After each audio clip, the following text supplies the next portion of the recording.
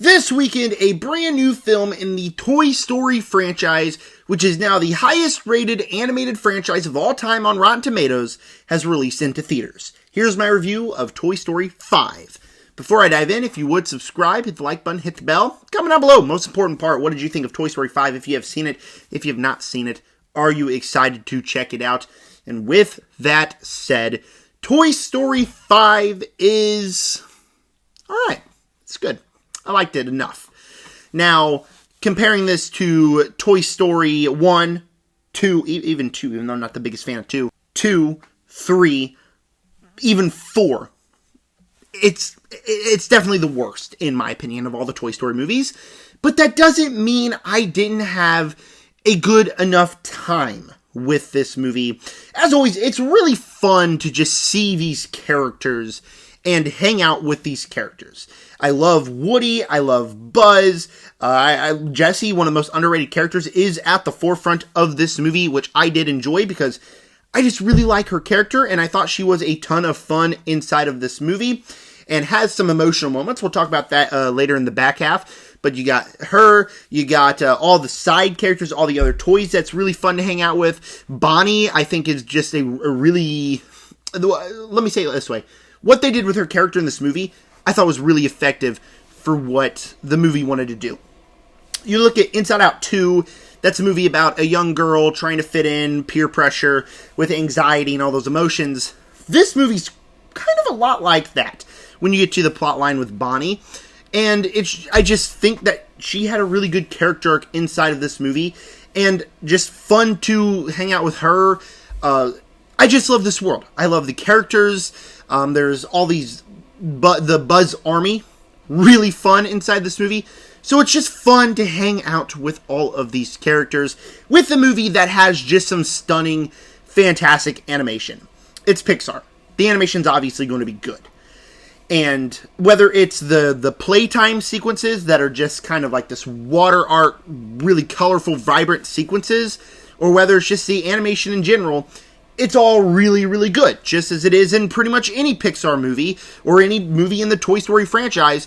And this one has a more distinct flair than some of the other movies in this franchise because of those playtime sequences that are just way more colorful than a lot of other sequences inside of this franchise, or really in all of Pixar.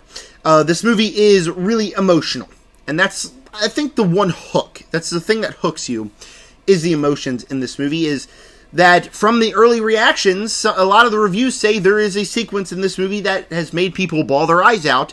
And while I wasn't at the part of bawling my eyes out, and maybe if I revisit this movie at another phase in life, I will be at the part where I, am impacted very differently on an emotional level than I was here. But that doesn't mean I didn't find it emotional at all.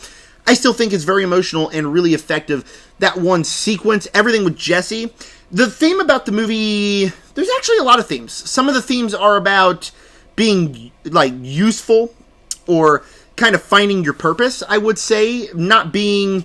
kind of self-doubt and dealing with self-doubt, somehow a little bit of depression mixed in there, I would say. And that's just what happens with Jessie's character. That's the themes and the emotions that happen with Jessie's character. But then you get to the themes and emotions that happen with something like Bonnie's character, and it deals with stuff like peer pressure and anxiety in a way, and just being bullied. And on an emotional level, while that didn't really hit me as hard, it will hit a lot of kids that hard, and that is what I mean when, it hits all these different angles emotionally, that you have this stuff that will hit different parents emotionally, hit teenagers emotionally, or just hit kids emotionally in general. It's Pixar. It's a movie made for all audiences, and all of the emotions, I think, are really effective, and they don't feel forced inside of this movie. The movie's also quite funny. I had a pretty good time watching this movie because it's just able to constantly give you a funny joke, a line to chuckle out, something that is genuinely laugh out loud funny. There are certain characters that only say 2 or 3 lines throughout the movie, and we'll talk about that in the negative section, but certain characters like Forky, every time he opened his mouth, which is not a lot, unfortunately, but every time he opened his mouth, just a laugh out loud line. And so I think it was pretty funny. And there was never really a time I was bored. I was never bored while watching the movie. I never thought like, oh, just get over already. It's a fun adventure that hits the emotions, has great animation, and was fun to hang out with these characters again. With that said, it is by far and away the worst film in this franchise and has kind of lost a little bit of the Toy Story magic. Let's just start with this. It feels like a Disney Plus movie at times. And I mean that not as in saying the whole movie feels like that, because there are definitely times where it's a movie that needs to be seen on the big screen. But even the way it's paced, the script, it feels like something I would watch on Disney Plus. And in this day and age where streaming is just so prominent in really anything, especially Disney, with all the content they put out, there has been so many movies that I see in theaters and I say, maybe I would have liked that a little more on Disney Plus. Just a few off the top of my head. Captain America, Brave New World. Mandalorian and Grogu, one very recently that absolutely was terrible. And now Toy Story 5 is, I believe, at certain times, I feel like I would have liked it a little bit more if I watched it on Disney Plus. Because you watch this movie, and then you go back and you watch Toy Story 1, 2, 3, 4. Those movies feel bigger. They feel like more of an event. And just the way this movie's even paced, it feels like one of those little short adventures. Like, you know the Halloween adventure about Jesse being claustrophobic and dealing with that fear? I don't remember what it's called, but just a little 20-minute thing that premiered on Disney Channel on cable. Kind of feels like that at times. Now, again, the longer we go on into the movie, especially once we get into the emotions, maybe even the back half, it feels more like a theatrically released movie and feels like it's something we should have seen on the big screen. But there are a lot of times that I was like, would I have liked it better to watch it on Disney Plus? And that's when we get into the issue of this does not have a very good script. I'm not going to say the script's bad or anything, because when it wants to hit those emotional levels, those comedic levels, the fun stuff with the characters, it hits. Like the bullying stuff and how it all rounds out in the end, it works. It's effective for me. A lot of things work with this script. But when it comes to handling the characters, it does a very bad job. Woody shouldn't have even been in this movie. I'm just going to come out and say it. This movie is the exact same, minus maybe a 30-second sequence where him and Buzz have this rivalry that we see in the trailers that's just there for 30 seconds and then gone. I kid you not. That's what happens in this movie, is it's like, oh, you don't think I can do this. And then the very next sequence they're in, they're complete best friends still. Yeah, like, Woody, that's the only thing Woody contributed to this movie besides he's got a bald head and a beer belly, which was quite funny, especially the way that Forky handled it. But still, he didn't need to be in the movie. Buzz is, like, I liked his plot line. He's not as sidelined as I heard, but he's not the main character. But that's okay, because Jessie's the main character, and she's at the forefront. And a lot of the new characters that we got introduced really worked. Like, there's this one device that's, like, a potty trainer thing, and, I'm not a guy for potty humor, but thought he was actually quite hilarious. And it definitely helps that he is voiced by Conan O'Brien, so that definitely helps. He was genuinely funny in the movie, but the new characters I liked, but some of our older characters didn't have anything to do. Slinky, Mr. and Mrs. Potato Head, the aliens, they didn't have anything but maybe one line each. Rex, nothing to do. Ham, they did nothing throughout this entire movie. The characters that you actually love, that you know, did nothing.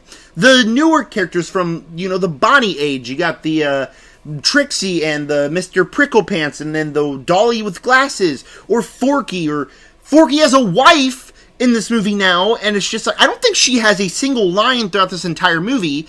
All of our main characters are completely sidelined for Jessie and the new characters, which, like, I'm not complaining, because the stuff with Jessie and the new characters I really enjoyed.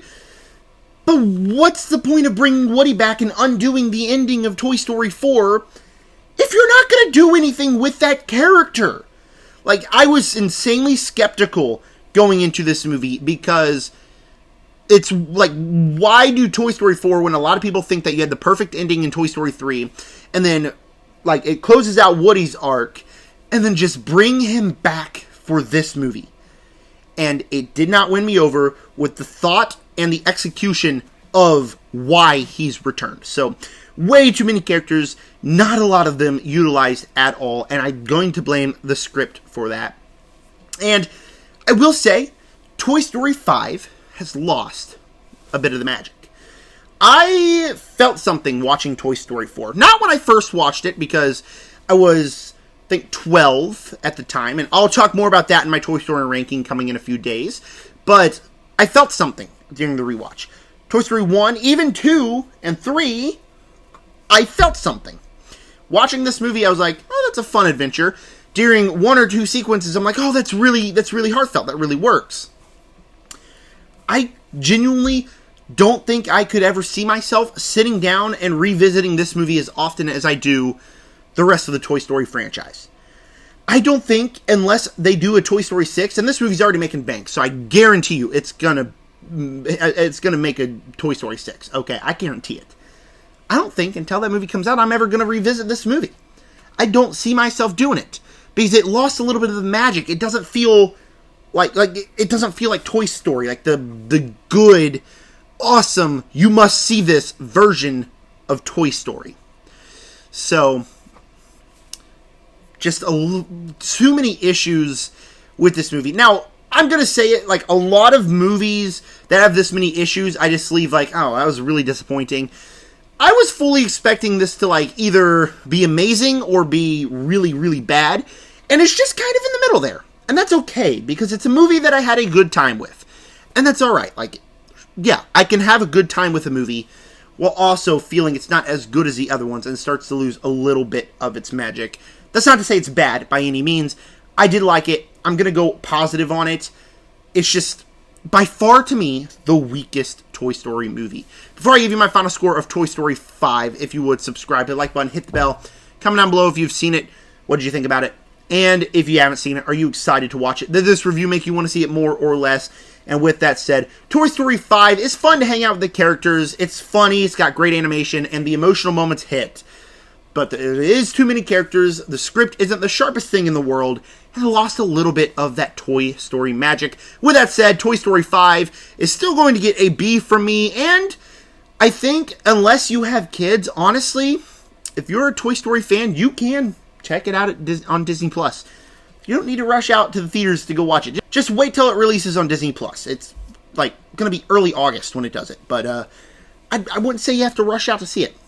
That's just my opinion, but that's how I feel. Thank you guys for clicking on my Toy Story 5 review. Stay tuned for a ranking in the coming days. With that said, subscribe.